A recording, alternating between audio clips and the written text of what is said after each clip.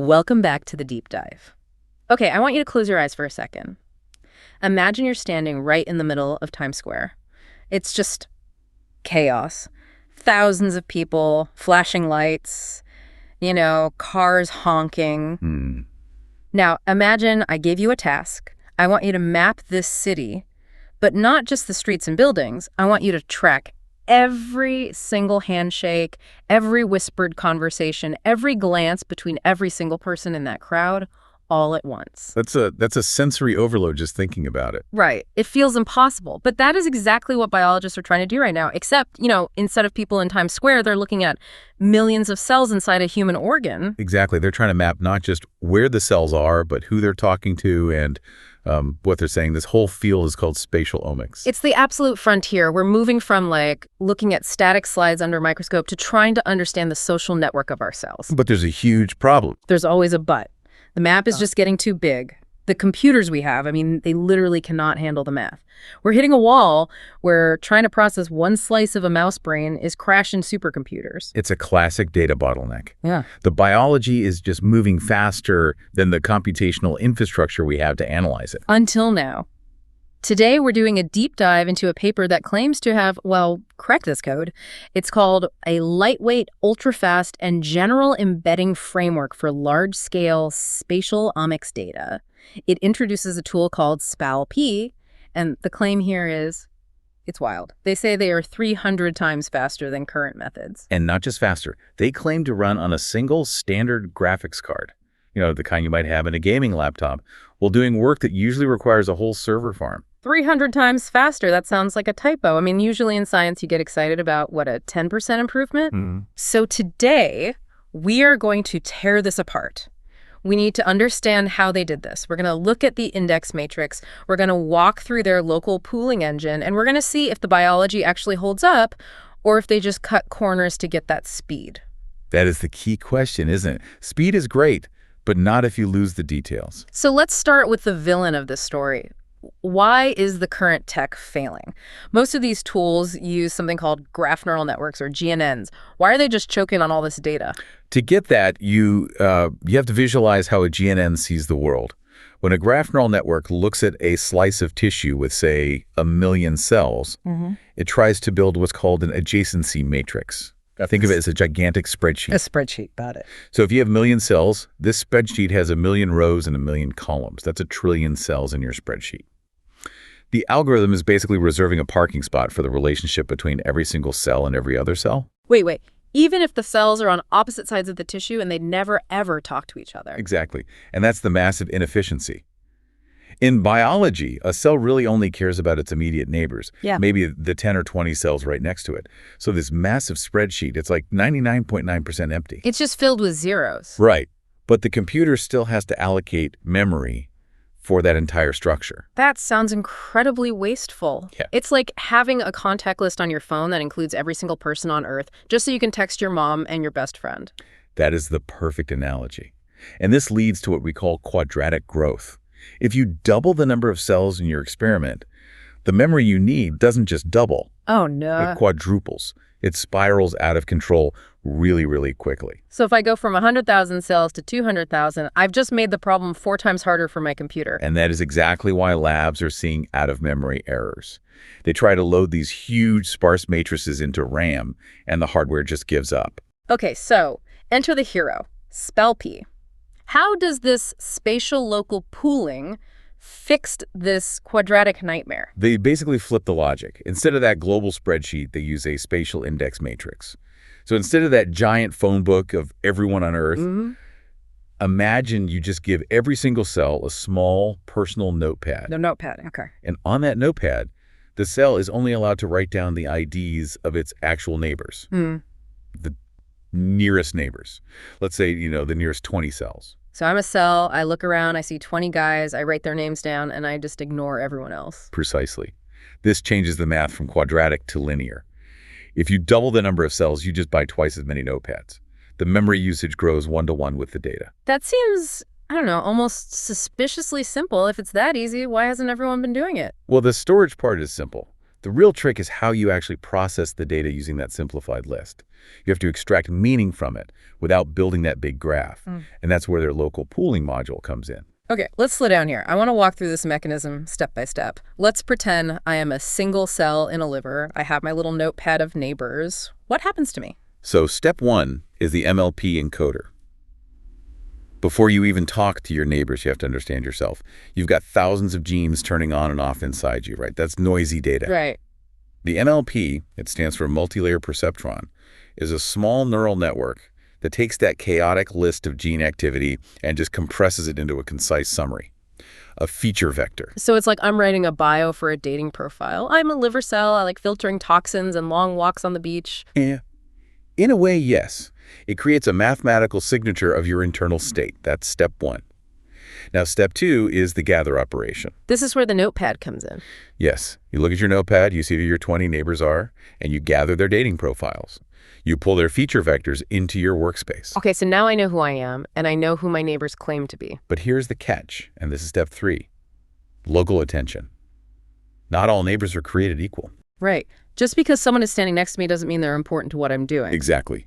Maybe the cell to your left is another liver cell, but the cell to your right is a blood vessel cell. The attention mechanism assigns a score of importance to each neighbor. It figures out who is actually influencing you. It's a filter. Yeah. Decides who to listen to and who to just kind of ignore. Then comes step 4, aggregation. You take those weighted profiles, all the important information from your important neighbors, and you sum them up. You pool them together. Now, your internal identity is updated. You aren't just, I'm a liver cell. You are, I'm a liver cell sitting next to a blood vessel. I have context now. But we aren't done. Step 5 is the real magic, iteration. The system does this whole thing again. Why do it again? I already know my neighbors. Because in round 2, you aren't just gathering your neighbor's raw data, you're gathering their updated data. Your neighbor has already talked to their neighbors. Oh, I see. So by the second round, I'm actually getting information about my neighbor's neighbor. Exactly. It's like gossip rippling through a crowd. With just a few hops or iterations, you can understand a massive section of the tissue without ever needing that giant, memory-hogging global spreadsheet. That is really clever. It mimics the complexity of those heavy GNNs, but it's doing it with simple, linear math. It strips away all the bureaucracy of the algorithm and just keeps the essential communication. All right, let's pause for a second. We've thrown a lot of concepts out there. Let's do a quick recap. Sure. The bottleneck. Old GNNs use adjacency matrices, that giant spreadsheet.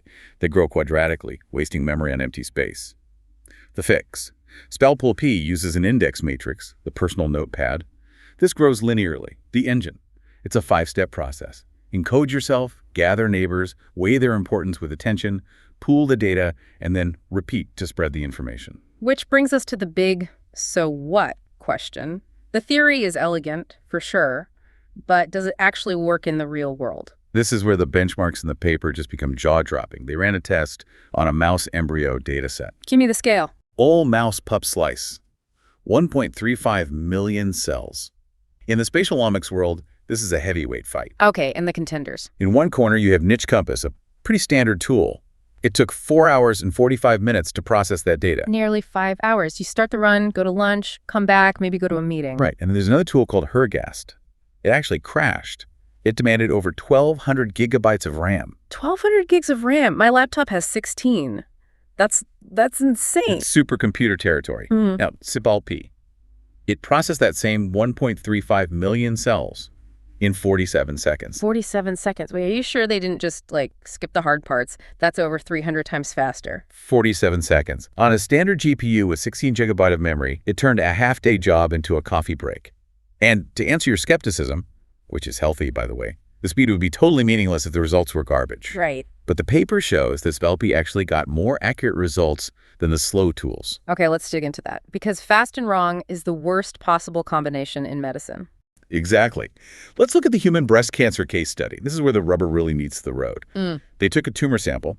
Standard algorithms looked at it and saw 2 main regions, ER positive and triple negative. Those are the standard diagnoses, right? You treat them differently. Correct. But when SpaLP ran the data, it noticed something the others missed. It found this boundary region, a specific niche, that the other algorithms had sort of smoothed over. It flagged it as distinct. And when they checked the ground truth, It turned out to be a triple positive, or TP region. Hold on. If the other algorithms missed that, that's a potential misdiagnosis, isn't it? Potentially, yes. Yeah. If an algorithm smooths the data too much to save power, it might just blend that small triple positive neighborhood into the triple negative one, and those cancers respond to very different drugs. Wow. Precision here isn't just about a high score on a chart. It is about seeing the patient's actual pathology correctly. That is terrifying and amazing at the same time. It's like the difference between a blurry JPEG and a 4K image. You can actually see the cracks. And we saw the same thing in their mouse testis study. The testis is all about geometry, right? Yes, exactly. Sperm development happens in tubes, and the cells mature in these perfect concentric circles, kind of like rings on a tree. And the old algorithms. They produced maps that looked grid-like or blocky. They completely lost the curves. SpaLP perfectly reconstructed the concentric circles. It respected the geometry of the biology. So, midpoint check-in, speed. We're talking 47 seconds versus 4 hours. It's not even a contest. Hardware. You can run this on a normal lab computer, not a supercluster. Accuracy.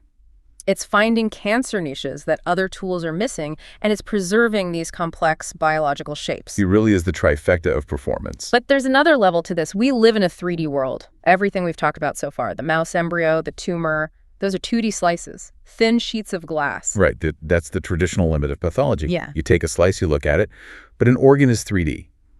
To really understand a brain, you need to see the whole thing. But if one slice takes 4 hours to process, building a 3D model of hundreds of slices would take months. Or it would just be computationally impossible. Yeah. The memory needed to link them all would be astronomical. This is where SpaLP's linear scaling just changes the game. They decided to build a 3D atlas of a mouse brain. How big was this data set? 8.4 million cells spread across 239 individual slices. 239 slices, so they have to stack these up like a loaf of bread and make sure they all align. And remember, in 3D, connections run vertically between the slices, not just horizontally. SpaLP integrated all 239 slices into a single cohesive 3D model in 4 minutes. 4 minutes for a whole brain. It allowed them to track structures that literally snake through the brain, connecting regions in 3D space. This is the kind of analysis that was, theoretically possible before, but practically unfeasible. Now you can do it before your coffee gets cold. They also mentioned multi-omics. It's not just genes, right? They can mix and match data types. Yeah. Biology isn't just DNA or RNA. It's also proteins. SpaLP was used to combine transcriptomics, which is the gene readout, with proteomics, the protein readout. Why does that matter so much? Because sometimes the gene says, make this protein, but the protein isn't actually there. Or maybe the protein is there, but the gene is off. By combining them, you get a validated truth. And SpaLP handled these two different languages of data without a problem. Speaking of languages, this brings us to what I think is the most sci-fi part of the whole paper. Part 5, generalization. They call it the universal translator. This is the zero-shot inference capability. And this is a really big deal for the future of AI and biology. Zero shot means it can do something it was never trained to do, right? Sort of, yeah. In biology, every sequencing machine, a CosMx, a MERFISH, a Visium, they all have a different accent. They output data in slightly different ways. Yeah. And usually if you train an AI on CosMx data and then show it Visium data, it gets confused. It fails. It's like training a voice recognition system on English and then speaking French to it. Perfect analogy. But SpaLP seems to have cracked this. They trained the model on a few platforms, CosMx, MERFISH, and so on. Then they froze the model. They locked its brain.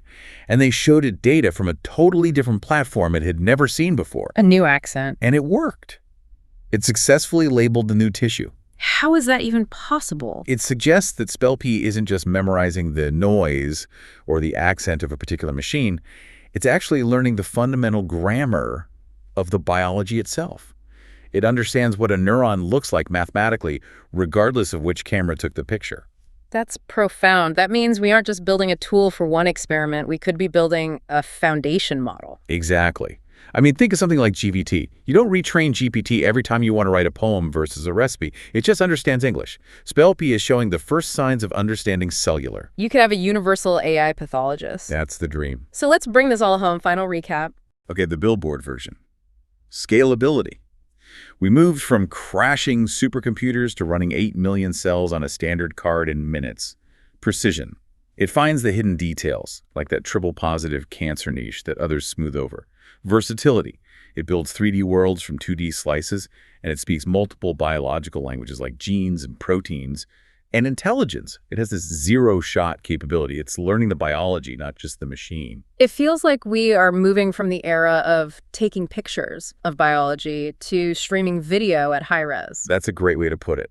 The bottleneck has always been we can sequence way more than we can understand. We have machines to generate the data, but analyzing it was too expensive, too slow. CLDP basically removes the cork from the bottle. It lets biologists focus on the science instead of their cloud computing bill. And the future directions are wild. The authors want to add image data, the actual histology photos, into the model, so the AI would see the gene expression and the physical shape of the cells at the same time. A true multimodal brain. So I want to leave you with a final thought. We just talked about processing 8.4 million cells in 4 minutes.